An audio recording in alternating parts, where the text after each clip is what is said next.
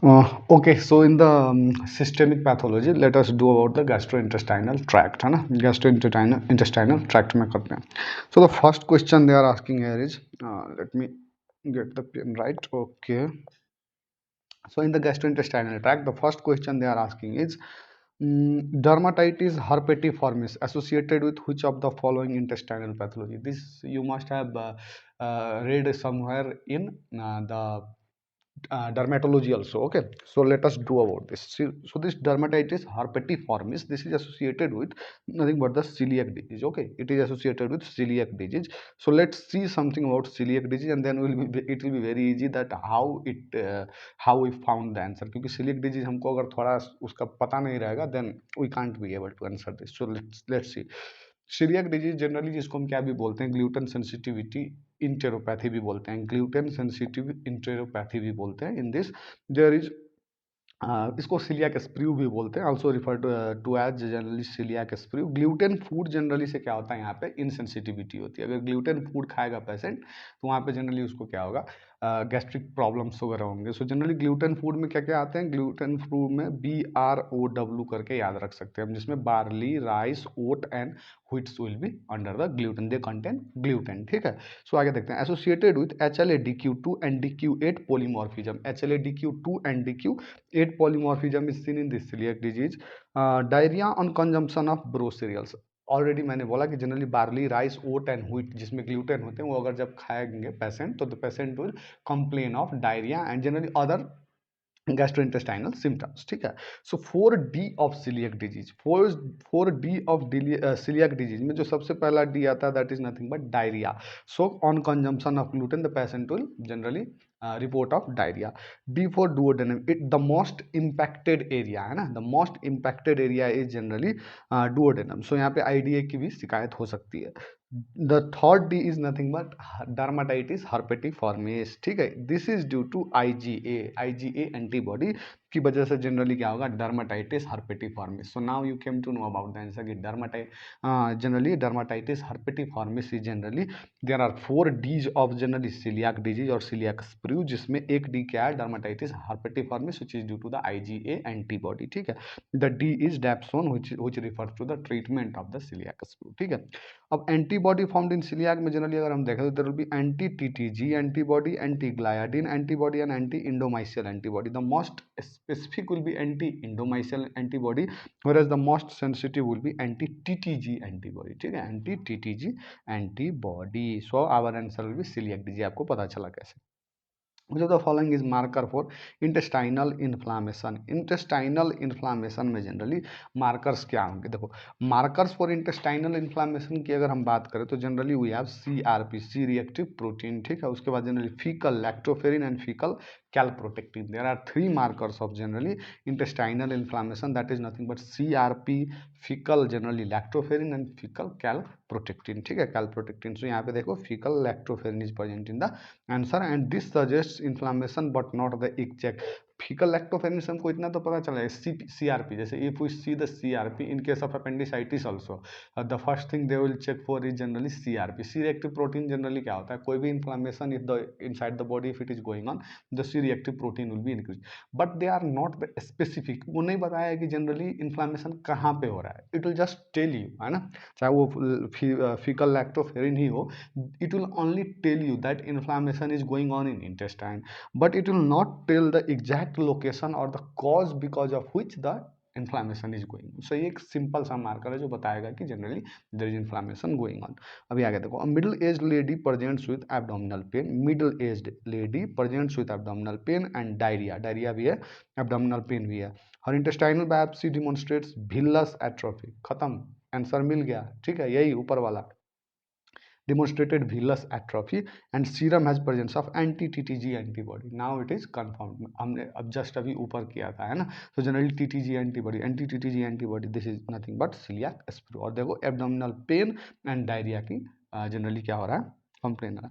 इसमें जनरली एक लाइन और अगर लिख देते, यहाँ पे नीचे दिया हुआ है ये चीज़ें इसलिए जनरली नहीं लिखे हैं, नहीं तो एक लाइन ऊपर में लिख देते कि generally after eating the bro, BROW जो मैंने लिखवाया था, है ना, बार्ली राइस वगैरह, उसमें से एक कोई जनरली वहाँ पे क्या करता है, दे देता है कि वो खाने के बाद जनरली ये प्रॉब्लम हो रहा है। बट यहाँ पे TTG एंटीबॉडी दे चुका है, so that is the direct diagnosis हमको coeliac sprue, we are good to go with it. Next, the next thing is a patient who undergoes a gastrectomy is most likely to develop which of the following deficiency। देखो ये generally biochemistry में भी इसकी हमने बात की है कि generally a patient goes under gastrectomy, and this question, the same question will be repeated in the surgery also. ठीक है, सर्जरी में भी ये रिपीट किया जाएगा कि a patient who goes under gastrectomy, वहाँ पे क्या हुआ, गैस्ट्रेक्टमी हुआ, is most likely to develop which of the following deficiency. अभी देखो गैस्ट्रेक्टमी यानी कि जनरली गैस्ट्रिक यानी कि स्टोमक को हटा दिया, स्टोमक को हटा दिया मीन्स stomach में what will be produced inside the stomach, inside the stomach there will be HCl produced, and there will be one more thing produced, that is nothing but IF, that is intrinsic factor will be produced। ठीक है, so now the gastrectomy has been done, there is no stomach only, so now the intrinsic factor will not be generally produced, this IF will not be produced, and this IF is required for the absorption of vitamin B12 है ना, cyanocobalamin के लिए generally this IF is required, and stomach ही नहीं है, IF ही नहीं produce हो रहा है, means what will not be generally absorb from the small intestine, that is nothing but vitamin B12 will not be absorbed, and if vitamin B12 is not absorbed, so generally कौन सा deficiency होगा, that is nothing but cobalamin, cyanocobalamin is the name of generally vitamin B12। आगे देखो, which of the following is implicated in the development of angiosarcoma of liver। look, angiosarcoma liver वाले जो इससे पहले हमने हेपेटोबिलियरी किया था, वहाँ पे भी मैंने आपको एंजियोसार्कोमा के बारे में जनरली बताया था। So in the angiosarcoma generally which of the following is implicated, so ये जनरली हमने कार्सिनोजेन्स में भी हमने फर्स्ट नियोप्लेजिया जो किया था वहाँ पे भी पढ़ा था, and that is nothing but arsenic will be responsible है। A 2-year-old child presents with diarrhea and failure to thrive. Diarrhea plus failure to thrive. The finding on upper GI endoscopy is shown in the image, है ना। What is the correct aetiology of this presentation? यहाँ पे देखो क्या हो रहा है, ये भिलस जो है वो ब्लंटिंग ऑफ भिलाई हो रहा है यहाँ पे। ठीक है, blunting of villi is occurring, and this is the classical of nothing but this is the classical of coeliac sprue, and coeliac sprue में हमने क्या पढ़ा था, anti TTG, that is anti tissue transglutaminase antibody is generally implicated here. So anti TTG antibody is the most sensitive antibodies in case of coeliac sprue. ये देखो anti mitochondrial antibody, this is associated with primary biliary cholangitis. ठीक है, primary biliary cholangitis में generally anti mitochondrial antibody will be responsible, और anti centromere antibody is seen in the CREST syndrome, anti topoisomerase antibody, anti topoisomerase antibody, this will be seen in the diffuse systemic sclerosis. ठीक है, आगे चलो, Whipple's disease is caused by, अभी देखो हुइपल्स disease के बारे में सारी चीजें पढ़ लेते हैं ना, सारी चीजें पढ़ लेंगे अगर हम हुइपल्स डिजीज के बारे में, then will be good to go with the answer. So let's see in the Whipple disease में जो ऑर्गेनिज्म है that is nothing but gram positive Tropheryma whipplei, इसीलिए इसको हुइपल डिजीज भी बोलते हैं। Generally the organism which is responsible for Whipple, the causative agent for Whipple disease is nothing but the Tropheryma whipplei. Tropheryma whipplei is nothing but a gram positive bacteria. इसमें generally देखो pathogenesis की अगर हम बात करें, so generally there will be the trophoderma whipple will enter the body, settle in lamina propria of the intestine, and macrophage will now engulf the T whipple. The macrophage will now engulf the T whipple and forms foam cell. So foam cell is composed of what? देखो ट्रोफीरेमा whipplei क्या हुआ, generally it enters the body, after entering the body it will settle, है ना, it will settle in the lamina propria of the intestine, और lamina propria of the intestine में कोई positive agent बाहर से एक एंटीजन आ रहा है, means the macrophages will go and engulf this generally antigen, that is engulf the T whipplei, और टी हुइपलाई को जब ये जनरली इनगल्फ करेंगे तो वो जो पूरा का पूरा सेल दिखेगा that will be like seen like a foam cell. तो फोम सेल के अंदर क्या होगा, फोम सेल के अंदर माइक्रोफेज होगा और इनगल्फ्ड ऑर्गेनिज्म होगा। अब यहाँ पे टी हुइपलाई है तो टी हुइपलाई दूसरी जगह कहीं होगा तो दूसरा ऑर्गेनिज्म होगा। ठीक है, so this is nothing but engulfed organism. It also has a lymphatic transport defect in the whipplei disease, there will be nothing but Whipple disease, there will be nothing but the lymphatic transport defect will be seen. The organs involved are GIT, CNS, joint and cardiovascular system will be involved. Diagnosis, it is pass positive stain, है ना, on the biopsy you should you generally pass positive, and this organism is pass positive, and treatment is nothing but the cotrimoxazole methoxazole, that is trimethoprim and sulfamethoxazole, ठीक है. So this is all about the Whipple disease. So चलो आगे देखते हैं हम इसमें पूछा गया. Whipple disease is caused by Bacteroides, नहीं. एच पाइलोरी, नहीं. एसिनेटोबैक्टर, नहीं. This is generally gram positive Tropheryma whipplei. The organism is gram positive Tropheryma whipplei, ठीक है. आगे देखो, mucosal melanosis and hamartomatous polyps. Question समझ, म्यूकोसल मेलानोसिस यानी कि म्यूकस मेम्ब्रेन में generally melanosis, the blackish, it will start appearing like blackish. And hamartomatous polyps, ये simple देखो, this simple gives the generally diagnosis of Peutz जिगर syndrome. कैसे मैं बताता हूँ. देखो, प्यूट जिगर सिंड्रोम क्या है जनरली, इसमें डर्मा का भी इंटीग्रेशन यहीं पे कर लो. There will be black pigmentation. I simply, जैसे अगर मैं जब प्यूट जिगर करके जब याद करता हूँ तो सिंपली मुझे एक ऐसा फिगर आता है जनरली, जिसमें एक चिल्ड्रेन है ना, जिसको जनरली क्या हुआ, इधर ये लिप्स पूरा का पूरा ब्लैक टाइप का पिगमेंट करके मुझे दिख रहा है. ऐसा फिगर मुझे याद आता है जो मैंने देखा था, है ना. So now if we see the Peutz-Jeghers syndrome, there will be black pigmentation on the lips, है ना. HP on the histopathological examination, there will be Christmas tree or arborizing polyp. Arborizing polyp will be there. Age like 10 to 11 years will be there. Mutation generally अगर हम देखें तो loss of function of STK11 and LKB1 gene. अगर Put2 की बात करें तो that is P pigmentation and polyp. Generally Peutz-Jeghers में क्या होगा, generally P4 pigmentation and there will be 2P, that is pigmentation and polyps. Hematomatous polyps will also be present. जिगर्स की बात करें जनरल तो that is nothing but location, यानी कि जे से हम ऐसे याद कर सकते हैं, ठीक है. प्यूट से याद कर सकते हैं, 2P है ना. एक P यानी कि जनरली पिगमेंटेशन होगा, दूसरा पॉलिप होगा, हेमाटोमेटस पॉलिप्स और विल बी प्रेजेंट. एंड जिगर्स से हम ऐसे याद कर सकते हैं कि जनरली ये सबसे मोस्ट कॉमनली जीआई के सिस्टम के कौन से रीजन को जनरली अफेक्ट करेगा, that is nothing but the jejunum. It will be affecting the jejunum. The most common generally will B location will be jejunum. So this is Peutz-Jeghers syndrome. Please correlate it with the derma also, ठीक है. अब यहाँ पे अगर polyps की बात करें, है ना, सो पोलिप्स दो टाइप के पोलिप्स हो सकते हैं, एक नॉन नियोप्लास्टिक पोलिप एंड एक नियोप्लास्टिक पोलिप. अब non neoplastic polyp generally will B inflammatory polyps, ठीक है, इन्फ्लामेटरी होगा and that will be seen in ulcerative colitis. Non neoplastic polyps की अगर बात करें तो they will be present in generally ulcerative colitis. Hyperplastic की बात करें, है ना, एक हाइपरप्लास्टिक हो सकता है एंड दूसरा hamartomatous. So this hamartomatous polyps generally कहाँ पे प्रेजेंट होते हैं, these are non neoplastic polyps. एक हेमाटोमेटस, एक हाइपरप्लास्टिक और एक inflammatory. This hamartomatous polyps are seen in Peutz-Jeghers syndrome. Neoplastic polyps की अगर बात करें तो includes adenoma at the end of the name. सारे नेम के बाद जनरली क्या होगा, एडिनोमा होंगे, जैसे सेसाइल सेरेटेड एडिनोमा, ये भी एक पोलिप है बट कैसा, नियोप्लास्टिक पोलिप है. Tubular adenoma, tubulovillous adenoma and villous adenoma, this all are the neoplastic polyps. अगर हेमाटोमेटस पोलिप्स की बात करें तो जनरली देखो, juvenile rectal polyps generally, this all are what I am now telling you, all of these are generally hematomatous polyps. First होगा juvenile rectal polyps. This is associated with SMAD24 and BMPR1A genes. अगर Peutz-Jeghers syndrome में देखें तो this will be associated with STK11 LKB1 gene. Cowden syndrome and BRR में अगर हम देखें तो बनायन रुबल कैवा रिली सिंड्रोम, ठीक है. This will be associated Cowden P10 करके हमने याद किया. And tuberous sclerosis will be TSC, है ना. And generally Cronkhite Canada syndrome में जनरली ओनली नॉन हेरेडिटरी, बाकी सब हेरेडिटरी होते हैं, this is the only non hereditary hamartomatous polyp. So Peutz-Jeghers syndrome हमारा आंसर हो गया. अब यहाँ देखो, क्रोनखीटे कनाडा सिंड्रोम में जनरली क्या होगा, ये अभी हमने पढ़ा नीचे भी, इसमें कैसे होंगे, हेमाटोमेटस पोलिप्स तो होंगे but generally there will be skin pigmentation, hair loss, nail atrophy, age will be greater than 50 years. Polyps will present and entire derma, whole diffuse type of polyps will be seen, ठीक है. आगे देखो, उसमें सिर्फ generally mucosal involvement दिख रहा है Peutz-Jeghers में. फेमिलियल एडिनोमेटस पोलिपोसिस, यहाँ पे मिनिमम कितने होने चाहिए to diagnose that this is a case of generally familial adenomatous polyposis. There will be more than 100 polyps minimum, more than 100 polyps minimum. 100% risk of cancer. This familial adenomatous polyposis has 100% risk of carcinoma. Age is less than 30 years. Generally prophylactic colectomy इसमें किया जाता है to reduce the risk of carcinoma, to reduce the risk of carcinoma, but it is not the treatment and it will not eliminate generally the carcinoma. Generally prophylactic colectomy किया जाता है. It is done as so that the risk of cancer is reduced, it is not a main stay of the treatment. Genetics में देखें तो APC gene chromosome 5q21 पर generally problem होगा, and rare generally NER gene defect भी हो सकता है rarely.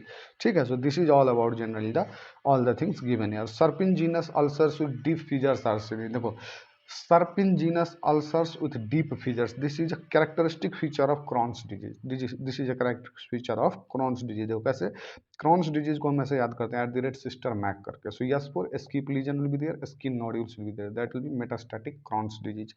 In the ileum, most common organ that the Crohn's disease involved is nothing but ileum। The yes for string sign, that is barium study पे string sign दिखेगा associated with Saccharomyces cerevisiae in some cases। T मतलब full thickness, T for full thickness ऐसे याद करो, and entire wall को involve करेगा in the Crohn's disease. Rectum is spared, याद रखना rectum is spared in Crohn's disease. Microscopy shows non-caseating granuloma here, and aphthous ulcer, the first lesion to appear is aphthous ulcer, further progression will be serpiginous ulcer। The first generally lesion in the Crohn's disease will be aphthous ulcer, and it will be followed by later progression in the later disease will see serpiginous ulcer, जो कि हमसे यहाँ पूछा गया है। cobblestone appearance inside the intestine, inside the intestine there will be cobblestone appearance, from outside it will look like creeping fat। ठीक है, outside creeping fat। cytokine में TNF alpha increase होगा, and treatment इसका infliximab, that is anti TNF alpha है ना, and antibiotics for infection, और अगर antibodies present है तो there will be steroids will be use. ठीक है, यहाँ पे अल्सर हमने बात की, generally aphthous ulcer first lesion होता है, later there will be serpiginous ulcers in the Crohn's disease. अगर फ्लास्क शेप अल्सर की बात करें तो that will be seen with Entamoeba histolytica, ये याद रखना। फिर हम बात करेंगे generally in the microbiology section. ठीक है, टीबी अल्सर, टीबी के पेशेंट्स में अगर अल्सर देखे जाए तो कैसे होंगे, transverse ulcer will be there, typhoid ulcer will be longitudinal, and amoebic ulcer will be present in the caecum region. ठीक है, सो इतना जनरली हमको जनरली क्या करना है, याद करके रखना है। So in the ulcerative colitis, अगर हम क्रॉन्स डिजीज कर रहे हैं and if we are not doing the ulcerative colitis means we have not completed it. ठीक है, सो जनरली यहाँ पे इन्फ्लेमेटरी बाउल डिजीज में ये दोनों साथ साथ ही हम करते हैं। So in the ulcerative colitis there will be shallow ulcers form pseudopolyp which is a regenerating mucosa, regenerating mucosa will lead to breaching, regenerating mucosa will lead to breaching। C for continuous, वहाँ पे skip lesion था, यहाँ पे कैसा होगा, continuous lesion होगा। often rectum is involved where disease start of the often the rectum is the region from the where the disease start, और वहाँ से retrograde involvement होते हैं, पीछे फिर जाने लगता है। ठीक है, retrograde involvement backwash ileitis इसीलिए इसको बोलते हैं बिकॉज अफेक्ट्स द इलियम, है ना। ठीक है, उसके बाद नेक्स्ट देखो L4 lead pipe appearance, COLITIS, colitis से इसको याद करते हैं हम। ठीक है, so generally loss lead pipe appearance होगा, this is the loss of haustra in the intestine. ठीक है, loss of haustration will be seen. ठीक है, in the I for immunity, that is P ANCA will be positive toxic megacolon, that is the complication of this ulcerative colitis, and increased risk of cancer will be there, and smoking is protective। Smoking mostly if we see in the whole pathology, many places will be seeing that smoking is a risk factor, but in ulcerative colitis smoking is protective। ठीक है, treatment के लिए medication हम use करेंगे 5 amino salicylic acid, 5 ASA, and 6 mercaptopurine, that is 6 MP, and smoking भी इसमें हम करने को बोलेंगे। सो ये स्मोकर्स के लिए बहुत बढ़िया disease. So this is all about our Crohn's disease, and the next, that is ulcerative colitis। all are true about GIST, gastrointestinal stromal tumor। ठीक है, except most common mesenchymal tumor of GIT है ना, CKIT CD117 positive, originate from interstitial cell of Cajal and majority seen in duodenum। चलो इसको पहले हम करते हैं। देखो जिस्ट है क्या, जिस्ट की अगर हम ओरिजिन देखें तो origin is cell of Cajal, cell of Cajal. ठीक है, म्यूटेशन जनरली क्या होगा, CKIT और CD117, this is the most common mutation. PDGFR beta is the second mutation, and succinate dehydrogenase mutation can also be seen. Pathophysiology generally देखें तो CKIT mutation होगा, है ना, increase in tyrosine kinase activity, है ना, CKIT mutation it will lead to increase in tyrosine kinase activity, and the most common site will be stomach followed by the intestine. So most specific marker will be DOG1, याद रखना DOG1 is the most common specific marker for gist. ये marker वाले neoplasia में मैंने complete जितने markers हैं सब एक ही जगह पर मैंने करवा दिया। ठीक है, ट्रीटमेंट की अगर बात करें तो surgery will be the main stay of treatment, और as the tyrosine kinase inhibitors like imatinib can be use. here used in GIST and imatinib can also be used in CML, हमने पढ़ा था generally haematology में, ठीक है, CML में। सी-किट और CD117 mutation कहाँ कहाँ देखा जाता है? GIST में, AML में, मास्टोसाइटोसिस, मेलानोमा एंड सेमिनोमा, इन सब में जनरली देखा जाता है सी-किट और CD117 mutation. So now you will be good to go generally the, देखो ऑल ट्रू अबाउट जिस्ट, देखो most common mesenchymal tumour of GIT है ना। नेक्स्ट क्या है? C kit CD117 positive, CD117 positive है। Originate from intestinal cell of Cajal, ठीक है। Majority seen in the duodenum, नहीं, स्टोमक में, majority seen in the stomach, so generally this will be our answer. Majority seen in duodenum, ये तो ठीक है, generally majority seen in duodenum except करके पूछ रहा है, so majority seen in the duodenum will be our answer because the majority will be seen in the stomach, ठीक है, majority will be seen in the stomach. चलो आगे देखते हैं। All are true about familial adenomatous polyposis, FAP के बारे में ऊपर ही पढ़ा था हमने जनरली, है ना, ग्रेटर देन 100 पॉलिप्स वगैरह वगैरह सब चीज। So generally prophylactic polypectomy is recommended as standard therapy, no, this prophylactic polypectomy as non not recommended as standard therapy, it is just to reduce the risk of carcinoma, ठीक है, उससे ज़्यादा कुछ भी नहीं, एक प्रोटेक्टिव टाइप के use करते हैं, उससे ज़्यादा कुछ भी नहीं है।